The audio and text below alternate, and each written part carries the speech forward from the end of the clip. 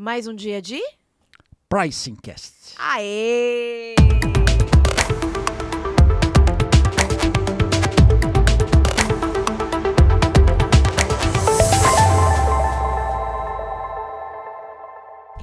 Pessoal, hoje eu tô aqui com o meu amigo do peito, irmão camarada, criador e criatura, Wilson Ricoy. Sejam todos bem-vindos a mais um episódio épico. Como diria o nosso amigo Fábio Pinheiro, com a tampa da chaleira voando. A tampa da chaleira voando, muitas coisas bacanas a gente vai conversar com o nosso convidado de hoje, que tem um know-how, uma visão 360 do negócio, e é isso que a gente vai sugar até a última gotinha de sangue Coitado. dele. Coitado, ele vai sair daqui. Judiação. Coitado, né? Onde é que ele tava com a cabeça quando Quando ele aceitou o convite, Mas assim, é que eu fui insistente, vou te contar, eu fui insistente. Falei, ai não, agora eu não posso. Ele fez assim, tipo um docinho, sabe? Ganhou no cansaço. Aí eu fui lá, e agora eu acho que ele tá pronto. Olha eu agora, eu A acho que ele tá resposta pronto. Está à altura do episódio. Não, imagina. Ele sempre esteve à altura. Um querido, um colega que já foi colega de trabalho. Trabalhamos juntos aí em algum momento da nossa vida passada.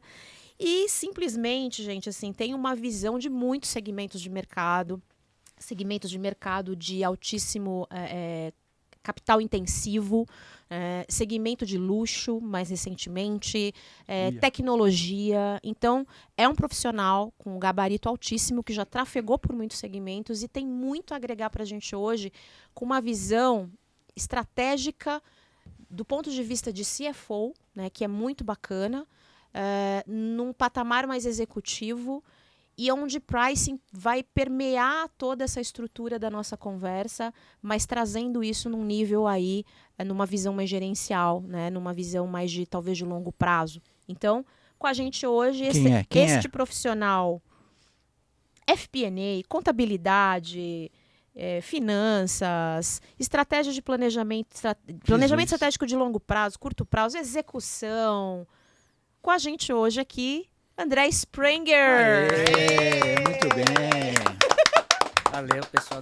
Que apresentação é essa, hein? Muito bem-vindo. Deixou até encabulado. Imagina, Palavras generosas. Você não ficou nem vermelho. Por dentro tô. André, obrigada por você estar aqui, por ter aceito o convite.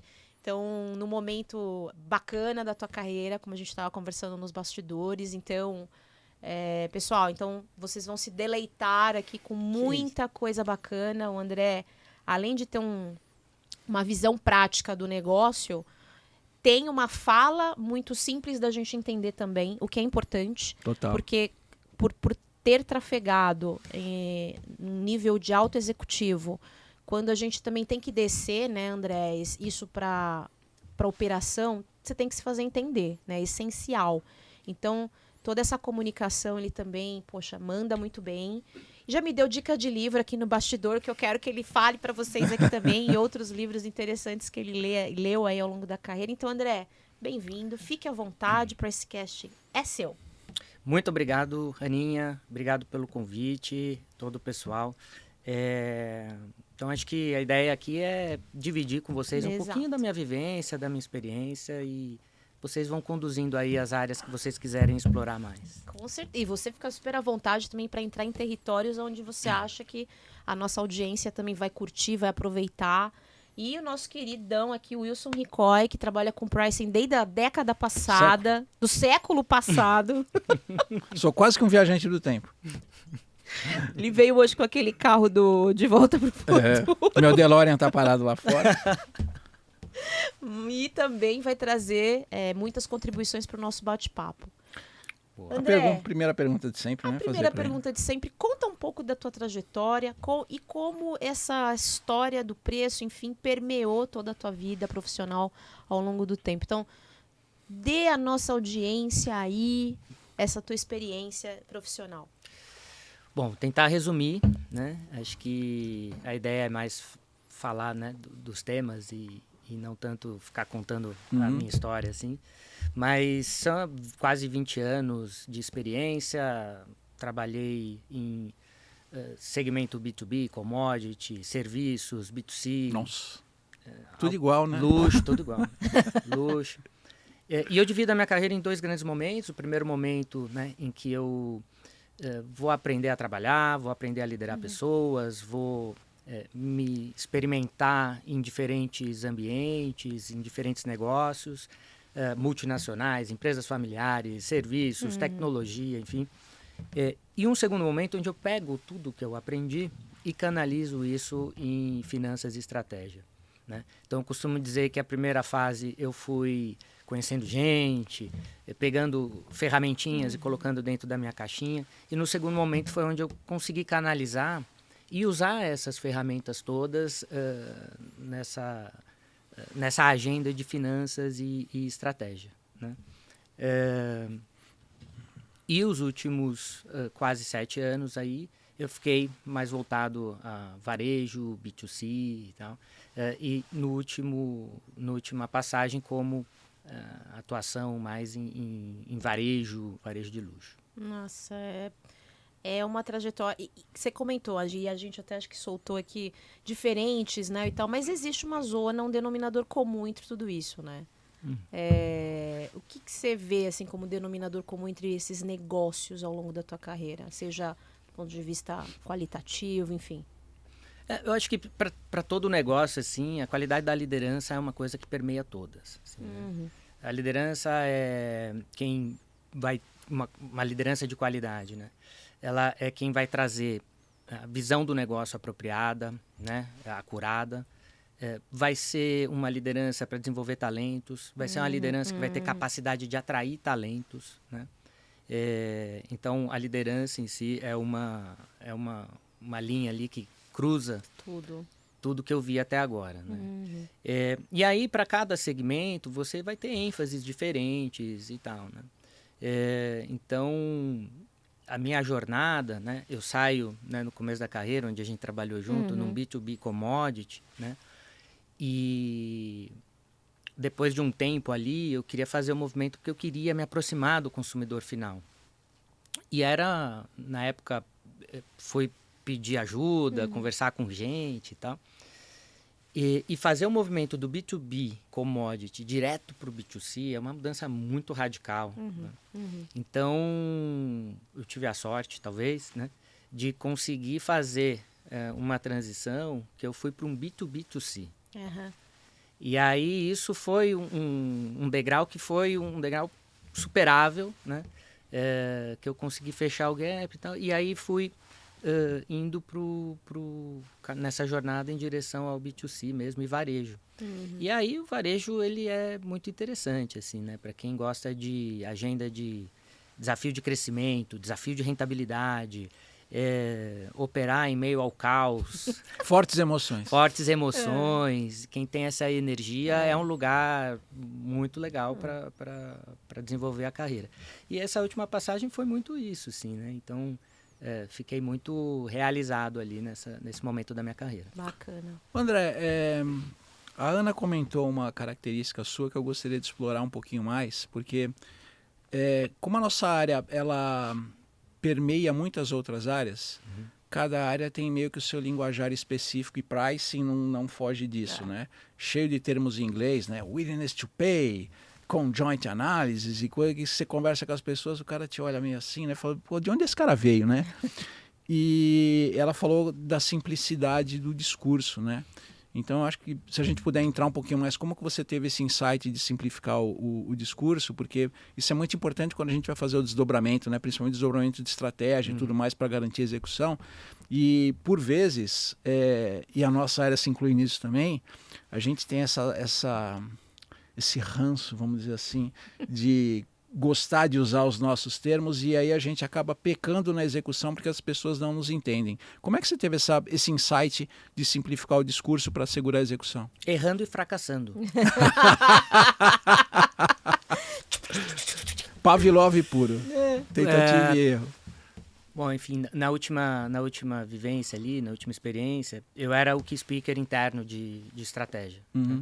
Então, é um desafio muito grande, assim, o poder de você se comunicar internamente com a estratégia é fundamental, porque se você não se comunica bem, você perde a chance de falar com toda a tua liderança e de conectar, de engajar eles em direção à estratégia, né? E alguém que não entende a estratégia, não entende o contexto que ele está dentro, ele não está ali no seu potencial máximo, né? Ele está ali vivendo o dia a dia, a rotina e tal. Ele não está com aquele algo mais, com aquele pensamento maior, se ele entende o contexto que ele está, a direção que a empresa está indo e tal, né? Então, acho que os funcionários, colaboradores mais engajados são caras com esse nível de consciência, de entendimento, né? E você precisa contribuir nessa direção, tentando achar formas de comunicar. Então, o que eu errei no começo, né? Isso é importante. Mas foi muito assim, né? Eu saía deprimido, às vezes, de uma... Vou cortar meus pulsos. Porque eu tinha falhado. Eu falei assim, eu terminava a sessão, né? Falando para a empresa inteira e tudo mais. Eu falei assim, não foi bom. Não foi bom, perdemos a chance de se comunicar direito com a turma e tal. Como que você sentia isso? Eu sou um autocrítico feroz. Ferrenho. E aí eu preciso do meu tempo. Quando eu acho que eu dei uma fracassada, assim, putas, fico deprimido, não quero almoçar com ninguém. Demora um dia para voltar. E eu fico remoendo aquilo. Digerindo. Isso, eu faço todas aquelas fases, né?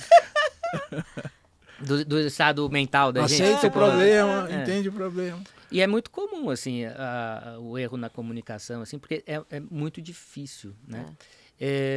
E ao longo do tempo, né, vários colegas foram contribuindo também, os feedbacks, por mais duros que sejam, né? E o feedback não é duro, às vezes é o momento de emocional que você tá, que você tá mais aberto ou mais fechado, assim, porque um feedback bem feito, feedback construtivo, ele tende a ser sempre muito bom. Às vezes a gente não tá num momento bom de recebê-lo, e aí cabe a você também falar assim, olha, eu quero o seu feedback, não agora. Se me pegasse assim, saindo da sessão, eu falei, eu não quero falar com ninguém. Me dá seu feedback quando eu pedir, ou daqui 1 dia, 2 dias. Como é que tinha um executivo lá da Suzano que falava, deixa eu dormir com esse móvel aí, depois amanhã a gente conversa. É impressionante essa estratégia de você estar com algum tema e falar assim, não, deixa eu dar uma dormida.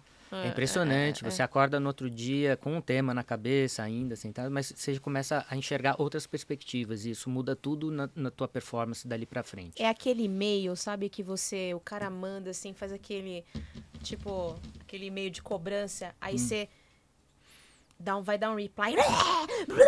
Mas é bom, escreve, só apaga o e-mail do cara pra não mandar sem querer. Exatamente, aí você salva no rascunho e no lê de novo depois, você vai ver a diferença. Volta, assim, eu gostaria de receber esse e-mail, aí você joga ali no lixo. Não, mas você tem que escrever, porque é a catarse daquilo que você tá fazendo. É o clímax. Exatamente. Aí aquilo é até um processo de você voltar mais rápido pro teu momento, pra tua Total. né? Total. Porque se você fica lambendo a ferida taca fogo depois, tempo, né? Não precisa escrever. Depois você vê o que você faz.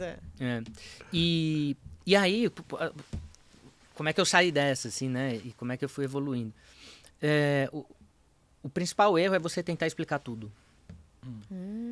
Porque você ali é o especialista, né, do tema. Você tem uma profundidade maior por dedicação que você teve ao tema do que a maioria dos outros colegas, porque você é o responsável daquilo, né?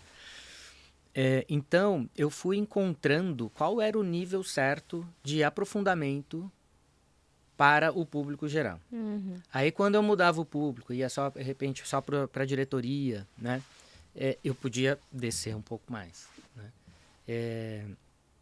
E tem momentos em que você vai na variação do indicador, da causa raiz e tal, mas são momentos diferentes. Então, entender qual é, né, o objetivo daquela comunicação, qual é o público daquela comunicação, teu público-alvo, vai fazer você calibrar o nível de granularidade que você vai dar ao tema. E aí, a forma como você concebe o planejamento estratégico te dá esses elementos, né? Então a gente tem uma estratégia principal, aí a gente organizou elas em pilares estratégicos, esses pilares estratégicos em objetivos de longo prazo, esses objetivos de longo prazo em objetivos para o ano e esses objetivos para o ano em metas numéricas para o ano. Então eu tinha todos esses elementos já preparados e aí eu comecei a entender para qual público, aonde eu tinha que parar. Então você adequava o teu discurso conforme o teu interlocutor. Exatamente. Eu acho que essa foi a grande... eu acho que o erro de querer explicar tudo é porque não é que você erra de propósito, né? Mas é porque a gente, o especialista ali, ele quer explicar a riqueza de tudo que está aquilo ali, o detalhe de tudo que está aquilo ali. E às vezes isso é contraproducente para teu objetivo de comunicação. É a maldição do conhecimento. Maldição do conhecimento. O Wilson fala muito isso. Você manja tanto que você quer mostrar que, né, que você tem um nível de detalhe. Também, rola, né? total. Só que aí o cara fala... Cara, bullshit. Né? Assim, para 90% que você falou... Repete os 10% finais.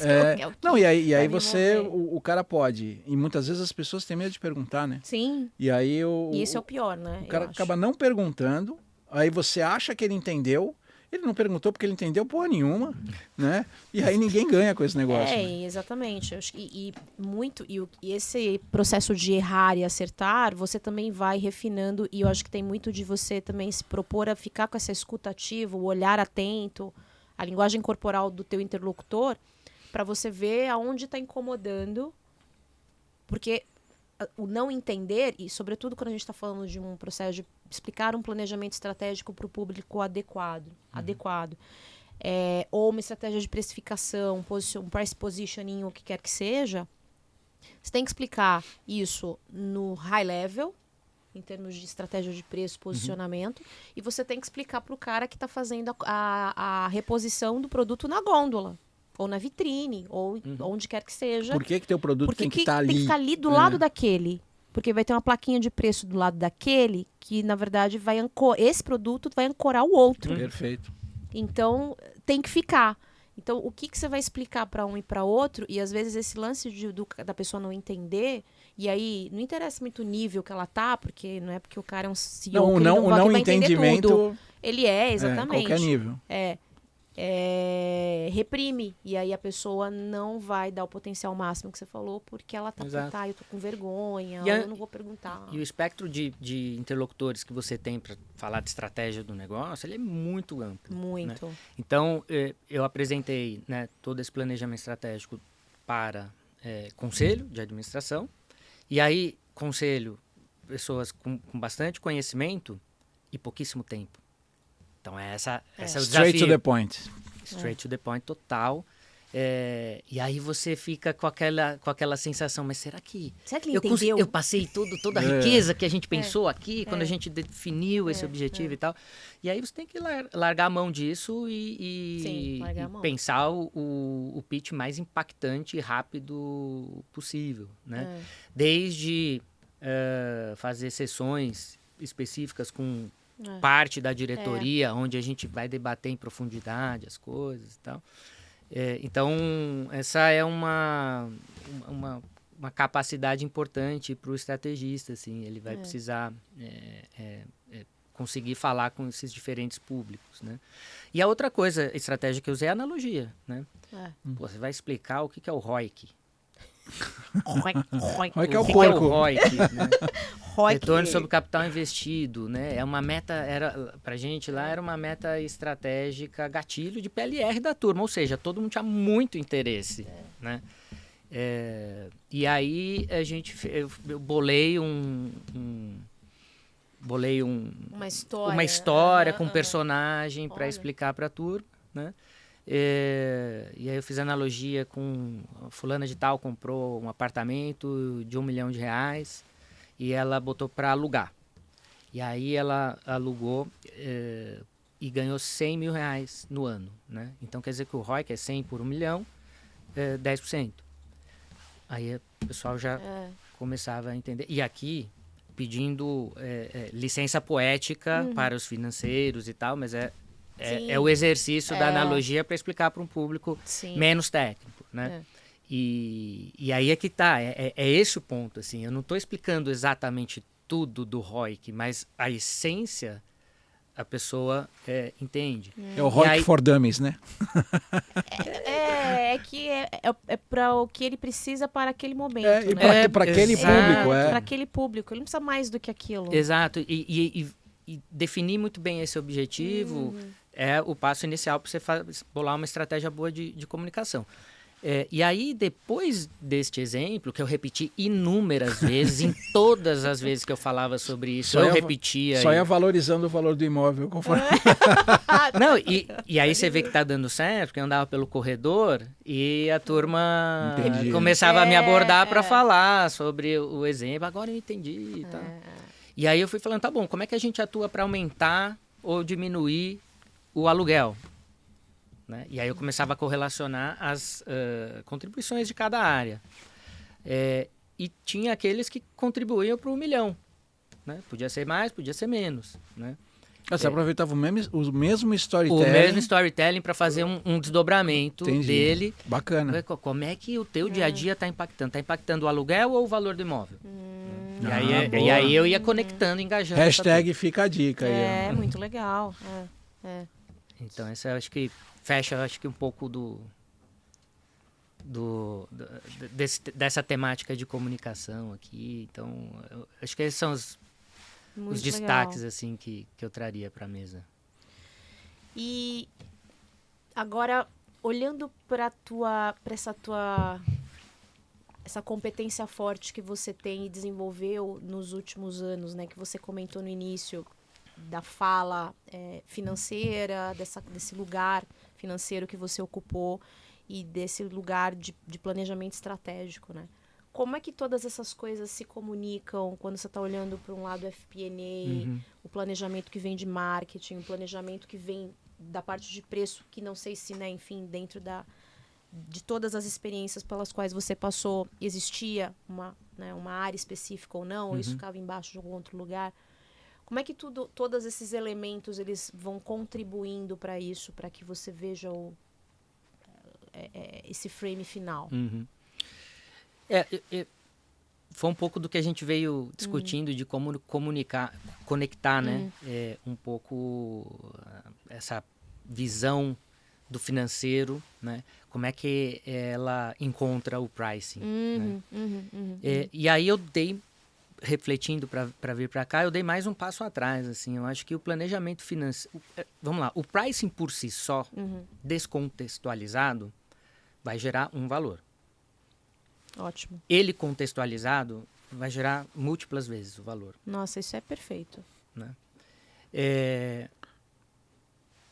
Se ele estiver contextualizado dentro de um planejamento financeiro, ele vai gerar um valor. Se esse planejamento financeiro estiver contextualizado dentro de um planejamento estratégico, o pricing lá da ponta está gerando múltiplas vezes o valor. Né? Então, eu acho que então começa acho que com o desenho de um planejamento estratégico que ele vai ancorar, né, o que é expectativa, né, de resultado, não só financeiro, mas resultados, por exemplo, de reconhecimento de marca, que você pode estar buscando, expectativas de resultados de penetração em shoppings ou quantidade de pontos de venda, né? Então, o planejamento estratégico, ele abarca não só o financeiro, mas diversas outras disciplinas e perspectivas do negócio. Todas, né?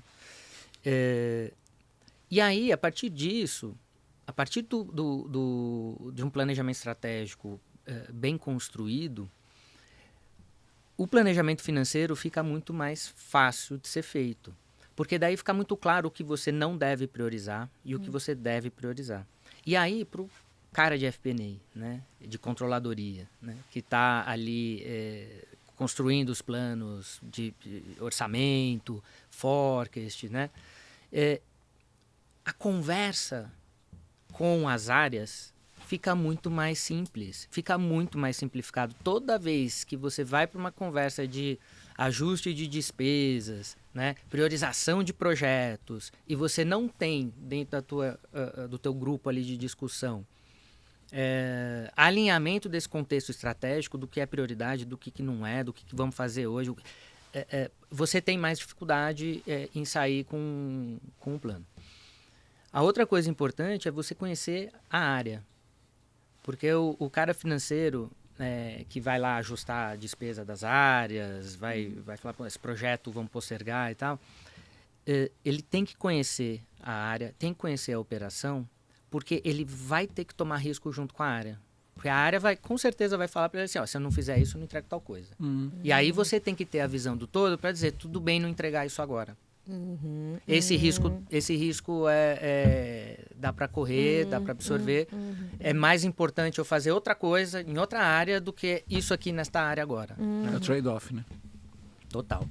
E aí, quando você está pilotando o P&L, né, você está olhando tudo, né? Receitas, está olhando as tuas margens, está olhando as tuas despesas, né?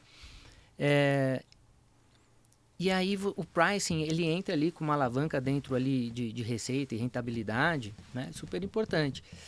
Mas ele precisa partir, né, de uma interpretação do que está acontecendo no resultado da companhia para você não dar o remédio errado, né? Então imagina que no varejo é muito comum não atingiu a meta da loja, você vai perguntar para a loja e fala assim, não, foi o fluxo, né?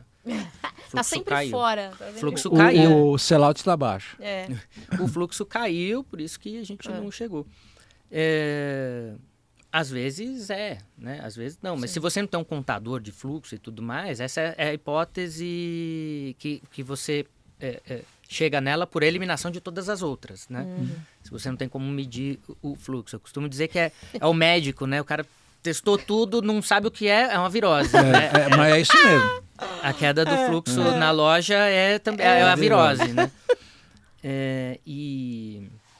Então, acho que a pessoa que está responsável, né? O grupo de pessoas que estão responsáveis ali pelo P&L do negócio, ele tem que saber se ele de fato tem uma restrição de demanda e aí eventualmente se aumentar o preço eu posso potencializar essa restrição, se eu posso fazer algum movimento de pricing em alguma região do meu portfólio que é menos sensível a isso, né? Onde eu tenha produtos menos comparáveis no mercado e que de repente a tua marca aporta muito valor ali, as pessoas acabam comprando e são menos sensíveis ao preço.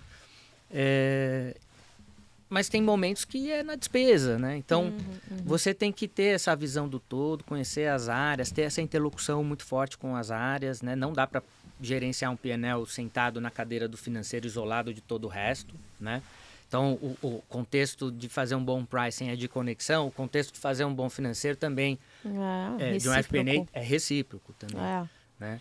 Então, eu acho que os mundos se conectam através desses elementos assim, né, do pricing com a estratégia. E do ponto de vista do cara que está na cadeira do financeiro, ele tem que conseguir fazer essa interpretação do que está acontecendo com o resultado para saber aonde no P&L ele vai imprimir esforços, né? E uma vez que ele tem essa capacidade de dar contexto também para os seus colegas, né, fica mais fácil ele de influenciar, dizer, olha, de fato, esse projeto é maravilhoso. Eu acho que se a gente tivesse isso, seria fantástico. Entretanto, porém, a gente vai fazer isso no próximo trimestre ou no ano que vem, né? A prioridade estratégica da companhia é essa, é mais importante isso por A, por B, por C. Né?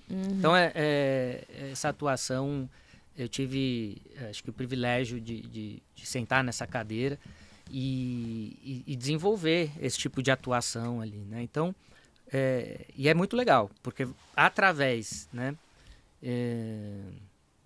E tem uma coisa importante que eu acho que eu passei mais rápido, né? O planejamento financeiro, né? Eu acho ele extremamente importante, porque ele ancora expectativas.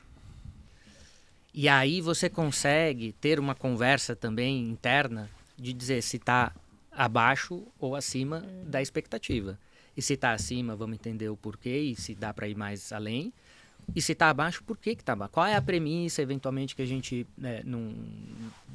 dessa modelagem que setou, que a gente ia vender tanto, ou que ia custar tanto, tua logística, né? Então você consegue ter ferramental, né, para dar um drill down no problema, né, e atuar de forma mais específica.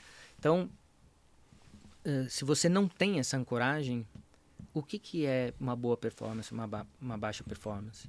O que é superação, o que é estar aquém? E aí você entra num caos e numa guerra de discurso, né? De achismos, né? Quem grita mais aí, ganha. Não tem parâmetro nenhum. E aí você vai ter os agentes sob seus interesses agindo, né? E quando você tem um planejamento financeiro construído junto, planejamento financeiro não é planejamento de ninguém, é só do financeiro. Isso é um planejamento financeiro conectado com as áreas, com a construção, acredito muito nisso, né? De vir trazendo todo mundo para aquele número ser o nosso número e não o número do financeiro, porque senão, no primeiro mês que não bateu, esse número não é meu, do financeiro. Foi finanças que falou. Foi finanças que colocou. Então não existe. Você tem que construir junto com os especialistas de cada área ali da empresa, né? Então é também muito importante você ter o planejamento financeiro para ancorar isso. E eu costumo dizer também que é uma oportunidade, quando você está fazendo principalmente um OBZ, de repensar vários processos e várias paradigmas ali da empresa, né? Se a gente gasta 10 fazendo desse jeito, tem algum outro jeito para a gente gastar 6? Né? E isso aflora muito mais quando você está num ambiente de restrição, né? E muitas vezes é o financeiro que impõe isso, né? Mesmo em negócios crescendo muito rápido, com rentabilidade, às vezes o financeiro ele seta uma ambição de rentabilidade. E aí que você, num ambiente rentável, com alto crescimento, é aqui que você vai setar e vai incluir um elemento de restrição na discussão de performance financeira da companhia. Então, acho que se conecta muito na contextualização, o pricing dentro de um contexto de um plano financeiro, que setou uma expectativa de performance para todas as áreas e métricas da companhia, que tem que estar dentro de um contexto do planejamento estratégico, porque daí facilita muito a tua comunicação e os realinhamentos muito característicos de vários negócios ali, principalmente no varejo, né? Então, essa repactuação, quando você está contextualizado dessa maneira e conectado dessa maneira, fica muito facilitada. Posso fazer um momento polêmica? Pode. É polêmico mesmo, hein? Ixi, tá, vamos ver. Momento polêmica. O momento polêmica de hoje é o seguinte. Vocês não tinham me contado isso. Não, mas essa é a parte boa da história. Imagina o seguinte, cara. O que acontece hoje eu tenho meu orçamento, que ele é o planejamento financeiro, né, oriundo do planejamento estratégico, onde todo mundo ali deu as mãos, chegaram naqueles números, todo mundo está de acordo, ok, assim que a gente vai seguir daqui em diante, vai ser a baliza que eu vou medir a minha performance mês a mês. Beleza? Aí o que acontece? Eu tenho lá a rentabilidade esperada, mas também tenho o meu top line esperado. Percepção do que acontece em muitas empresas no Brasil e que talvez no mundo, né? E das galáxias e do universo e tudo mais. Quando a gente vê que o top line não está chegando onde precisa, o que a gente percebe e aí estou fazendo essa pergunta por conta da governança necessária entre pricing e FP&A, tá?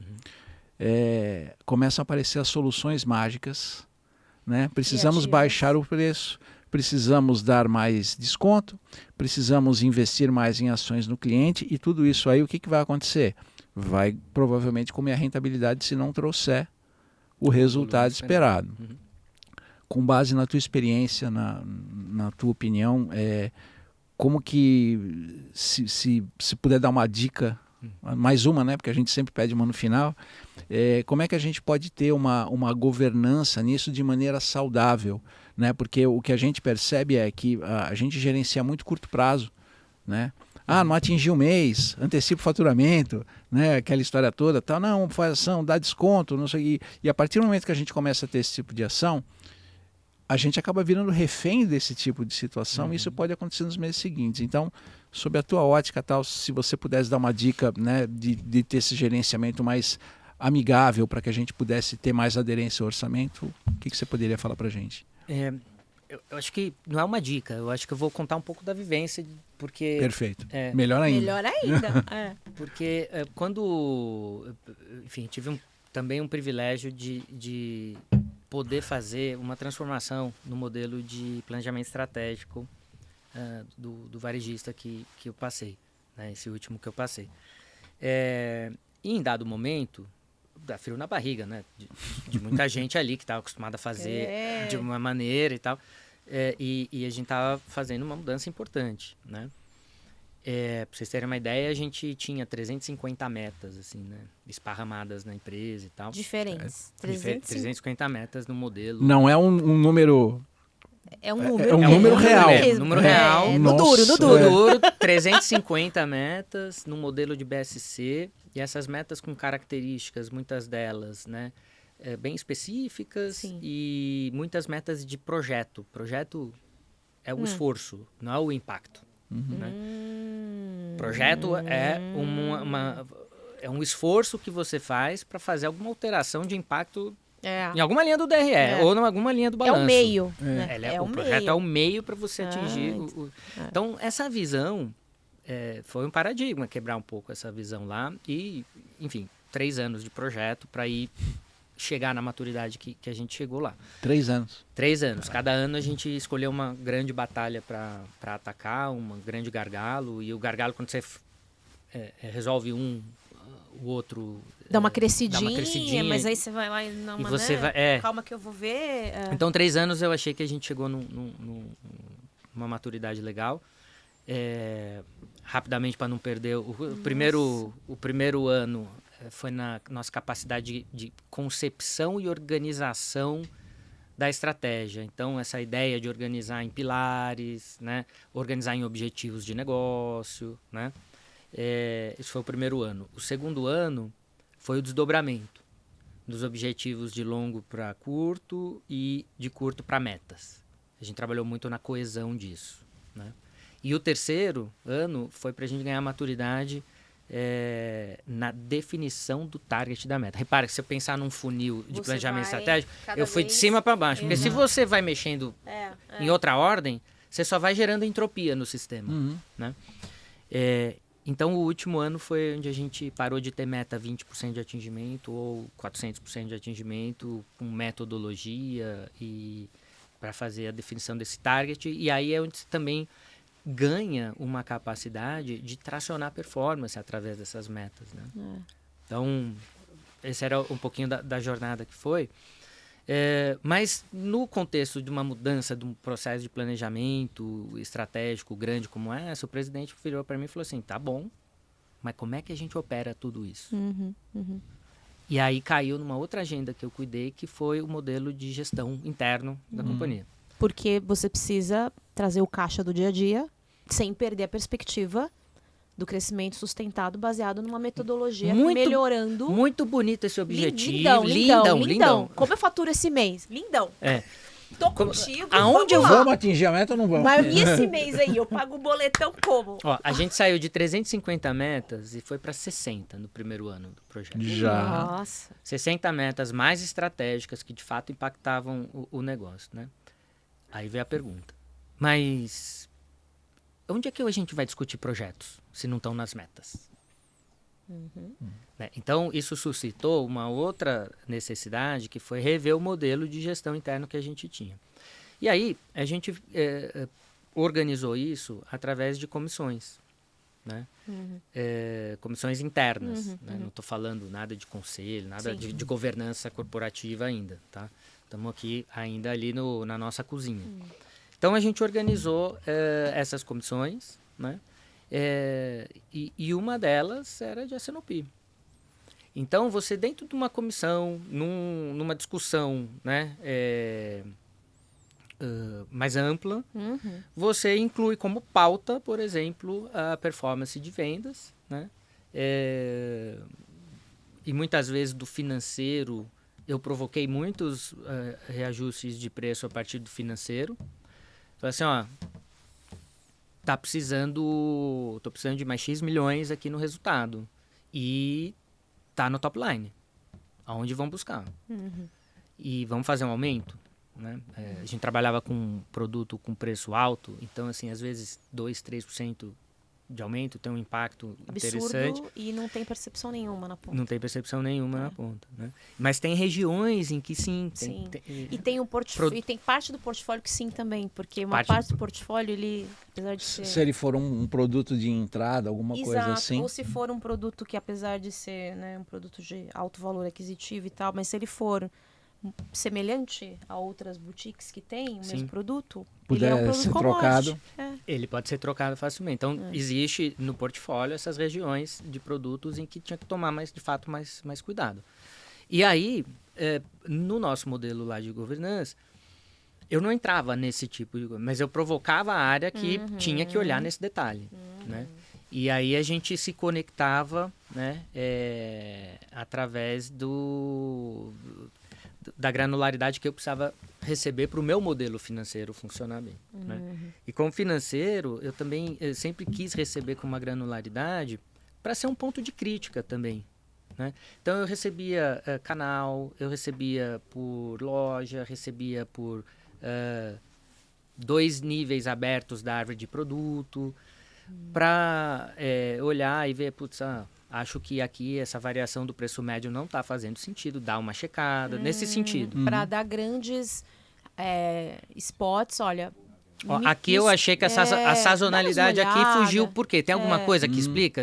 Não, acho que não. Deixa eu rever. Isso, então tinha essa troca muito construtiva. Que bacana. É mais um tiro de sniper do que o cara querer passar a metralhadora em todo mundo. Exato. Então eu fazia isso. Eu vinha até... E estava muito claro isso para as áreas. Né? Eu vinha até um certo nível. E dali para baixo era a área específica que trabalhava junto com as categorias e tudo mais, né, de planejamento comercial, onde se definiam as metas de loja, que se definiam também essa precificação e tudo mais. Então acontecia ali. Então essa interação acontecia dessa forma, sempre nos momentos de planejamento, forecast, a gente tinha forecast trimestral, e a gente sempre olhava nesses momentos de parada ali, né? Claro que se acontecesse qualquer coisa muito fora do normal entre esse período, a gente tinha esses fóruns para discutir. Mas a resposta está nesse modelo de gestão, né? Em você criar essas comissões com um propósito muito claro, né? Então, você tem que ter lá, cara, o propósito desta comissão é tomar este tipo de decisão. O fórum que participa é esse, eu não sei se aconteceu já na vida de vocês, mas a reunião começa com 5 no primeiro mês, no segundo mês está com 8. Em dezembro ela tem 25 caras dentro da sala. Aí você tem que alugar o estádio de futebol para acomodar todo o comitê. E aí faz o pré-comitê para depois discutir o comitê. Não, essa era engraçadíssima. A gente criou até uns nomes na Suzano na época, mas eu não vou falar que eles são meio feios. Aí o YouTube corta a gente. Exatamente. Mas era a reunião da reunião para alinhar a reunião. Então, assim, você chegava... Aquele filme do Portas do Fundo. A gente melhor não falar. Melhor não falar. Mas a gente tinha essas comissões e é um exercício de todos ali, porque é um jeito diferente. E eu acho que para evitar a desotimização, sabe? O cara que está tirando a água de dentro do barquinho e o outro tá pondo sem saber, colegiar a decisão. Né? Então, nessas comissões, eu acho que tinha a proposição que a gente fez e a turma aceitou, a gente implementou isso lá, era colegiar decisões, tomar decisões mais colegiadas, né? Eu costumo dizer que você chega lá no presidente, na sala do presidente, né? Vamos imaginar que você tem 10 diretores, né? E aí o presidente alinha uma coisa com o diretor, que impacta o resto, ele gerou um alinhamento e 9 desalinhamentos. É mesmo. Então, a energia para você depois realinhar tudo isso é muito grande. Então, é muito mais produtivo você ter um fórum estruturado, né, com as pessoas certas para tomada de decisão e que a informação chegue com qualidade para esse fórum, e aí vem, de fato, a preparação para a reunião, ela é fundamental nessa perspectiva, né? Não em qualquer outra da que a gente estava brincando há pouco tempo atrás, mas para esse grupo de tomador de decisão tomar uma decisão consistente, de qualidade. Né? Então a gente organizou dessa maneira e é um jeito que eu super acredito que funcione. E André, você comentou, queria voltar um pouco numa fala tua, nesse contexto de planejamento estratégico, trazendo a questão das estratégias de preço, porque a gente tem as avenidas que são realmente mais de grandes posicionamentos, né? Eu sou premium, eu tenho esse tipo de value for money pelo meu produto, e isso eu preciso sustentar em função da minha marca, em função de todos os investimentos que eu tenho e tudo mais, mas ao mesmo tempo eu tenho o meu tático acontecendo em outro patamar, né? Que está ali segurando o dia a dia. Como você, como financeiro, né, contribuía para que esses... Porque é muito fácil você misturar no dia a dia o que está acontecendo no contexto... Porque preço tem muito... É isso, né? Ele é uma... E eu acho que aí é que está a beleza da coisa. Ele é você ter aqui o teu posicionamento, né? É você saber que o meu farol está ali e eu não posso perder muito de vista ali o meu farol, porque o meu posicionamento está ali. Se eu vou um pouco para cá, um pouco para lá, mas tendencionalmente eu não estou perdendo o meu caminho. Eu posso ter andado 2 passos para cá, mas eu estou sempre indo para lá, né? Posso estar andando de lado, não estou de frente, mas eu estou indo para lá. Isso que é importante. E aí, esse andando de lado é o andar tático.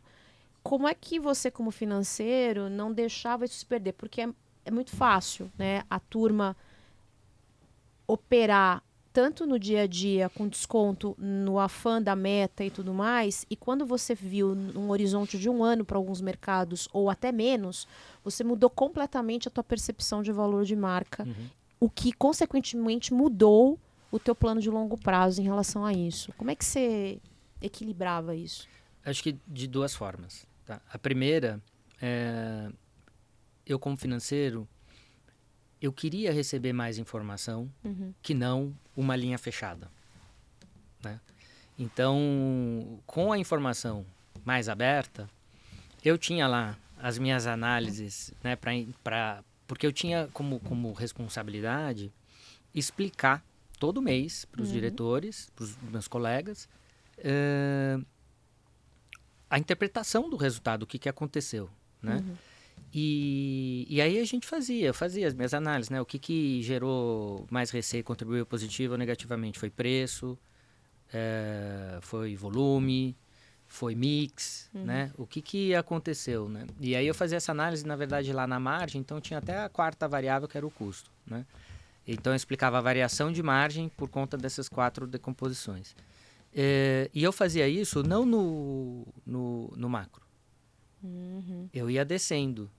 Então, por exemplo, me gerava crítica sobre uma coleção específica. Entendi. Essa coleção teve aqui uma contribuição de preço negativa muito importante. O que houve? Né? Fizemos uma promoção que não deu certo, ou fizemos uma promoção... Estamos descontinuando isso e queremos girar mais rápido. E tal. Então, esse é o primeiro mecanismo, né? Eu acho que o cara do FP&A, ele precisa ir a fundo, né? Ele não vai conseguir ir no produto, no SKU, né? Mas ele tem que achar o nível certo de profundidade que ele tem que ir, suficientemente para ele conseguir fazer boas perguntas. Né? E como você ele como um contraponto, também, né? entendeu? Eles colocar como um contraponto questionador, porque ele vai ter que explicar, né? E interpretar o que aconteceu com aquela linha do DRE. Né? A mesma coisa com a despesa, né? Todas as linhas que ele vai explicar, ele tem que ter essa profundidade. Né? Animal. Isso é um jeito. O outro jeito são por projetos. Então, acho que o chapeuzinho do planejamento estratégico, ele me possibilitou encostar em todas as áreas, em todas as disciplinas da companhia. Então, na fábrica, na rentabilidade de produto, nas discussões de branding, nas discussões de clientes e tal. Então, me deu essa visão muito macro de um negócio de varejo ou bens de consumo, né, com essa experiência. E num dos projetos que a gente tinha que executar em resposta a um dos objetivos estratégicos, né, a gente fez toda uma análise do portfólio. E aí a gente pegou, inclusive foi com a ajuda de consultoria, a gente pegou e comparou o nosso portfólio na distribuição dos nossos produtos por faixas de preço e comparou isso com concorrentes, né? Então, essa é uma outra forma de contribuir para você ter bandas, deixar bandas, estabelecer diretrizes, né, para a turma que está fazendo o pricing. Essa é a diretriz, essa é a banda que você pode ir. Você nunca pode passar desse limite, porque senão você entra em conflito com a estratégia XYZ, lá que a gente tinha. Então, enfim, 2 categorias, uma com valor acima de X e a outra com valor até Y. Né? Se você começar a botar esse preço, começar a invadir o território do outro, a gente vai gerar um problema. Porque são coisas bem diferentes em termos de posicionamento. Então, a outra maneira é você fazer esses projetos mais estratégicos, mais aprofundados, né, de análise de portfólio, de posicionamento e tudo mais. E eu acho muito importante também a turma do Price estar nesses projetos, porque a gente aprende com isso, né? Esses projetos ensinam a gente e gera alinhamento.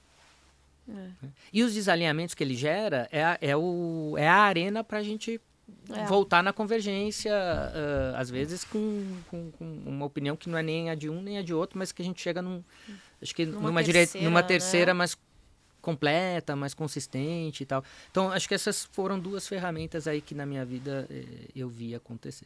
Cara, é muito bacana escutar uma história tão interessante de planejamento de longo prazo e como ele deu certo, porque não é só o planejamento pelo planejamento, mas tem todo um cunho de resiliência metodológica, acreditar na metodologia, defender isso. Ensinar a metodologia. Ensinar ao mesmo letramento, tempo. Tudo porque isso. Às vezes você está numa pauta mais analítica, mas o teu grupo ali é heterogêneo. Então tem gente que tem uma expertise e uma vocação para discutir mais branding, o significado da cor e tal. É um território que eu não domino. Mas tem gente lá que domina. Eu domino um outro território. Então, assim, tem uma troca, né? Tem uma troca. Participei de projeto de branding lá, que eu aprendi demais, né? E ali eu era alguém contribuindo com o meu ponto de vista, mas recebendo muito mais do que contribuindo naquele momento. Mas foi importante, porque daí eu comecei a entender mais o plano de marketing, né? Comecei a acreditar mais, porque eu via que tinha uma organização, que tinha uma sequência lógica. Assim, acho que tem muito disso, né? O financeiro recebe o plano de marketing e essa é uma das áreas que tem mais conversa. Mas você quer esse dinheiro, você vai fazer o quê, né? E aí mas qual o retorno? Falta do pragmatismo, né? Qual o retorno vai dar esse brand awareness. Vai aumentar. Brand awareness. É branding, isso. É branding. Como? Aí você fica cada um de um lado, mas é branding, mas e o retorno? Mas é branding. Parece óbvio para cada um que está defendendo o seu pontinho de vista, né? E aí você, através desses projetos e tal, você cria zonas de convergência, territórios em que vocês passam a de fato, o financeiro apostar naquilo, defender o budget, né? Legal. Reservar uma parte do budget para isso e tal. Então, acho que... Top. Gente, a gente conversou aqui com o André Sprenger, que deu uma aula pra gente. Faltou uma coisa. Ai, é verdade. Que coisa, Wilson, fala aí. Olhando para a lente da verdade. Ixi. Se você tivesse que dar uma dica para que as pessoas que estão nos vendo, ouvindo, captando nossa energia de alguma maneira, possam aplicar imediatamente assim que eles sentarem nas cadeirinhas confortáveis deles, Na segunda-feira. com base na tua opinião, qual seria? Bom, Tua opinião, tua vivência, enfim. eu agora estou terminando um curso no IBGC de governança, melhores práticas de governança corporativa. E uma das aulas me impactou bastante, né? E o professor, ele trouxe um framework, né, de uma instituição que chama Inner Development Goals. Nela tem um framework e o objetivo dessa organização é resolver problemas complexos no mundo. Nossa. Caramba, só isso. Caraca! E uma das barreiras é a quantidade de pessoas com alto nível de consciência. Então, eles acreditam que para você Resolver o problema. resolver o problema, você tem Entendi. que ter cada vez mais gente com um nível de consciência Elevado. elevada para você criar condições favoráveis para esses problemas complexos serem resolvidos. E aí eu fui, curioso, impactado, entrei no site, comecei a olhar, olhei o vídeo, comecei a ler, tem um framework que desmistifica e organiza um pouco, e adorei, porque são 5 dimensões, 23 competências, e ela clarifica muito o que é ser um indivíduo com alto nível de consciência.